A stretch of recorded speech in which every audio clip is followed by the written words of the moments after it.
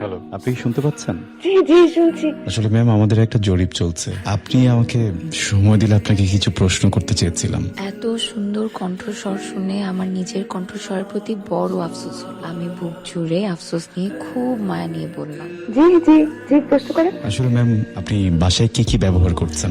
সেই সুন্দর কণ্ঠস্বর আমার বাড়িতে সয়াবিন তেল দিয়ে রান্না হয় নাকি সরিষার তেল দিয়ে, সব খবর জেনে ফেলল। আমিও কথার মায়ে পড়ে সব একে একে বলে দিলাম। আমাকে এতটা সময় দেওয়ার জন্য ধন্যবাদ। ভালো থাকবেন।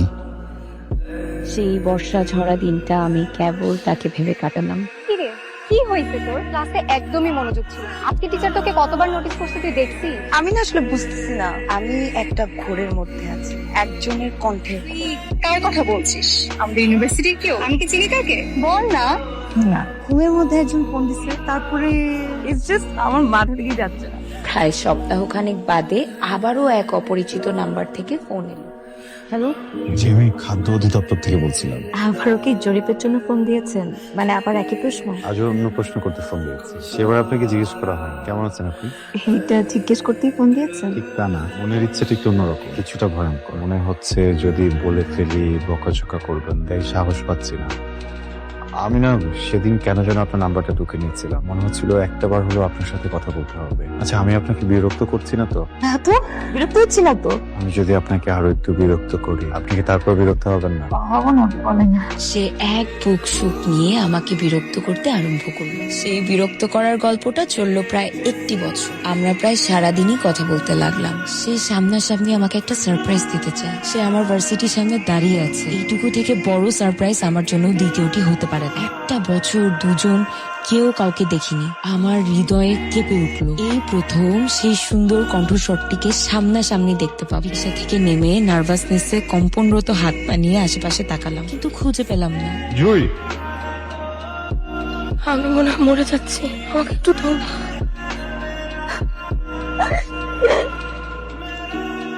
তুমি এত সুন্দর কেন? আমি কোনোদিন ভাবিনি তুমি এত সুন্দর হবা। তুমি এত ফর্সা কেন? পড়ে গেলাম না একটা বিপদে। আমি ভাবছিলাম একটা শ্যামবর্ণ মেয়েকে বিয়ে করবো। আমার সাথে এটা কি হলো? তুষার রাজ্যের রাজকন্যাকে ভালোবেসে ফেললাম। আমি কি আসলে হাসবো না কাঁদবো আমি কিছু বুঝতে পারছি না। এত সুন্দর, এটা ইচ্ছা করো। অনেক সুন্দর। এভাবে তাকিয়ে থাকলে কিন্তু আমার জন্য বিষয়টা জটিল। আমার মা একদম আমার মতো না, সরি, মানে আমি একদম মার মতো না। আমার মার সাথে শেখো, তুমি সনাতন। Let me explain. আমি এটাই তোমাকে বলছি।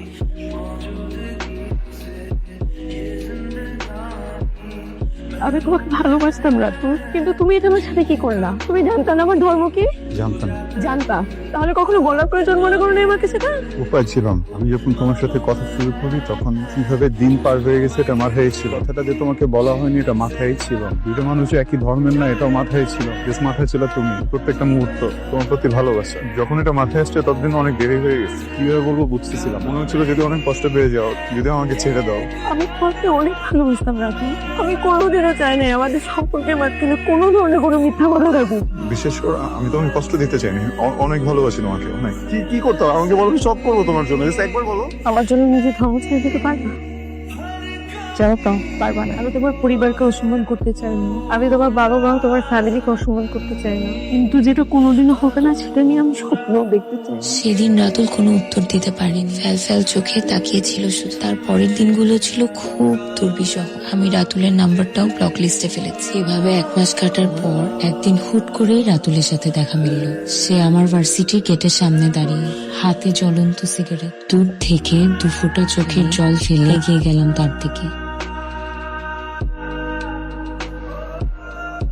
আমি তোমাকে অনেক ভালোবাসি জুই। তুমি আমাকে একটু ভালোবাসো না প্লিজ। আমি ইগনোরেন্স দিতে পারতেছি না। জীবনে বেঁচে থাকাটা অনেক কঠিন হয়ে যাচ্ছে। আমার জন্য তো বেঁচে থাকাটা অনেক জরুরি জুই। প্লিজ এমন করো না। সবকিছু ঠিক করে ফেলি প্লিজ। আমি নিতে পারতেছি না প্লিজ।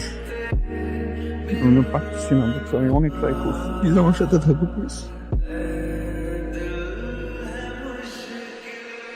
বাড়ি থেকে তো অনেক প্রেশার বিয়ের জন্য। আমার বাড়ি থেকেও, তোমার বাড়ি থেকেও। এবার একটু রাজি হয়ে যাও না প্লিজ। আমি আমার ফ্যামিলিকে ম্যানেজ করে ফেলবো। এক সাইড দেখলে তো হবে না রাতুল, আমার পরিবার কোনোদিন রাজি হবে না। আর এখানে তো আমার কোনো দোষ নাই। তুমি আমার কাছ থেকে একটা জিনিস হাইড করছো, করার কারণে আজকে আমরা এখানে দাঁড়ানো। তুমি আমার সাথে এটা হাইড না করলে হয়তো আমাদের একটা সুন্দর বন্ধুত্বের সম্পর্ক তো থাকতে পারতো না? এখানে যে আমরা দাঁড়ায় আছি, এখানে কার দোষ? এখানে আমার কোনো দোষ?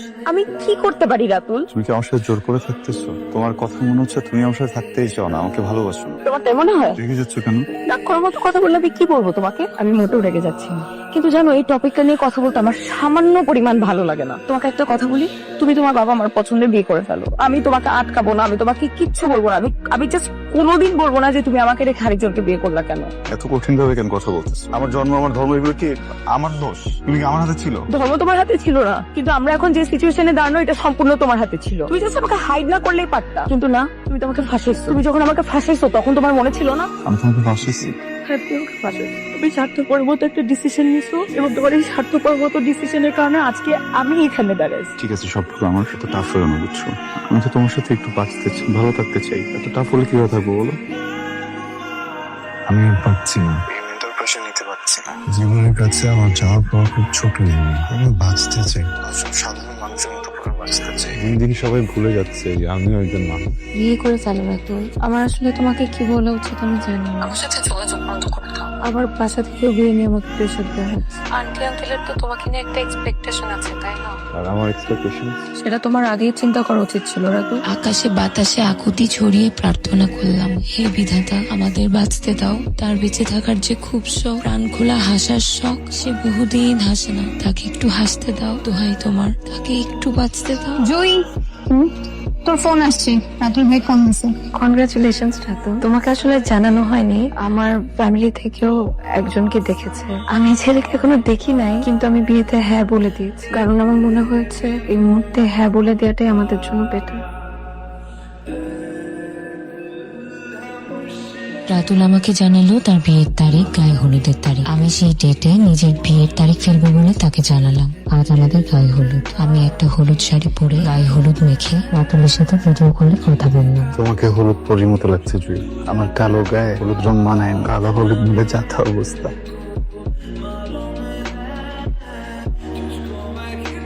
আমি হেসে ফেললাম। আমরা হাসতে হাসতে বুঝলাম দুজনের ভেতরটা চেঁচিয়ে উঠে বলছে, দোহাই তোমার, অন্য কারো হয়ে যেও না, আমি তো মরে যাব, আমার সহ্য হচ্ছে না।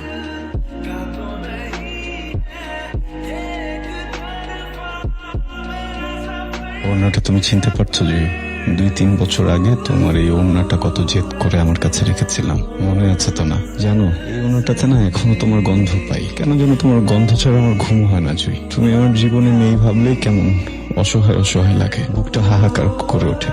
জুই, আমি তোমাকে কেন পেলাম না? এই নিষ্ঠুর পৃথিবীতে তোমায় একা রেখে যাচ্ছি বলে রাগ করো না। আমি তোমাকে অনেক ভালোবেসেছি, জীবনের থেকেও বেশি, কিন্তু আফসোস তোমাকে পাওয়া হলো না। তোমাকে যন্ত্রণা দেওয়া মানুষটা আজ থেকে তোমাকে মুক্তি দিয়ে গেল। রাতুল, এমন চিঠি কেন লিখলে তুমি? হ্যালো, এই কি হয়েছে ওর? আসলে আপু, আজ সকালে আমার বন্ধু সুসাইড অ্যাটেম্প করছিল, হাত পায়ের রগ সব কেটে ফেলছে। ডাক্তাররা আসলে অনেক চেষ্টা করলো, বেঁচে নেই আমার বন্ধুটা। একটু আগে সে মারা গেছে। মরে গেছে। আমি কি করবো না? আমার ভুল হয়েছে।